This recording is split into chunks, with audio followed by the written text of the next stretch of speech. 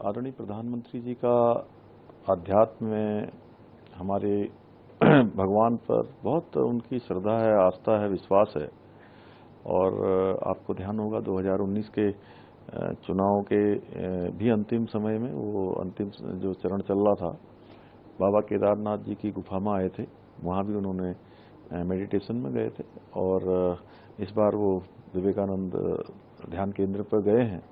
निश्चित रूप से जो स्वामी विवेकानंद जी का भारत है, वो भारत बनाने का प्रयास आदरणीय प्रधानमंत्री मोदी जी के नेतृत्व में हो रहा है। और आज धर्म को, अध्यात्म को, सनातन को, योग को पूरी दुनिया के अंदर एक नई मान्यता दिलाने का काम आदरणीय प्रधानमंत्री मोदी जी के नेतृत्व में हो रहा है। जी सर, लेकिन जो अपोजिशन है वो इसको क्रिटिसाइज कर रही है। कोई कह रहा है एमसीसी का वायलेशन हुआ है, कोई कह रहा है कि ये चुनावी है, कोई कह रहा है साइलेंट पीरियड चल रहा है, लेकिन स्टिल इस तरह के आप इवेंट कर रहे हैं, पॉलिटिकल इवेंट। देखिए, चूंकि जो हमारा विपक्ष है वो पूरी तरह से अपना मानसिक संतुलन खो गया है, उनको अपनी हार निश्चित दिखाई दे रही है।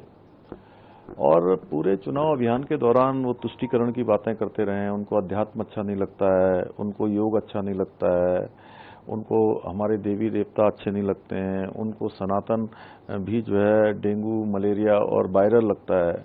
इसलिए आदरणीय प्रधानमंत्री जी कोई भी काम करते हैं तो वो उसमें विरोध करना शुरू कर देते हैं, चाहे वो मेडिटेशन की बात हो, चाहे वो भगवान राम के मंदिर का निर्माण हो, या सनातन संस्कृति के संवर्धन की बात हो, या देश की ही बात ले लीजिए। देश की बात करते कई बार वो मोदी जी का विरोध करते करते इतने आगे निकल जाते हैं कि मोदी जी जो भी अच्छा काम करते हैं वो विरोध करते हैं, और मोदी जी का विरोध करते करते वो देश विरोध पर उतारू हो जाते हैं।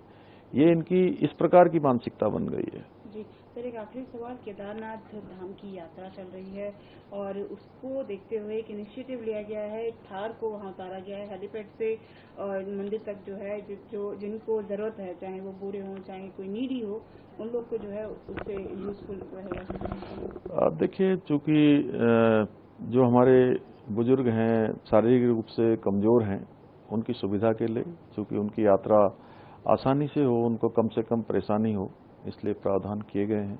और आने वाले समय में और भी प्रावधान किए जा रहे हैं। जैसे वहाँ रोपवे लग जाएगा, गौरीकुंड से केदारनाथ रोपवे बन जाएगा तो केदारनाथ की यात्रा आसान होगी। इसी प्रकार से हेमकुंड साहब जाने के लिए भी गोविंद घाट से रोपवे का काम शुरू हो रहा है, और वो रोपवे बन जाएगा तो वहाँ भी जो कई दिनों की यात्रा है कुछ ही घंटों में, कुछ मिनटों में पूरी हो जाएगी। जी सर, धन्यवाद।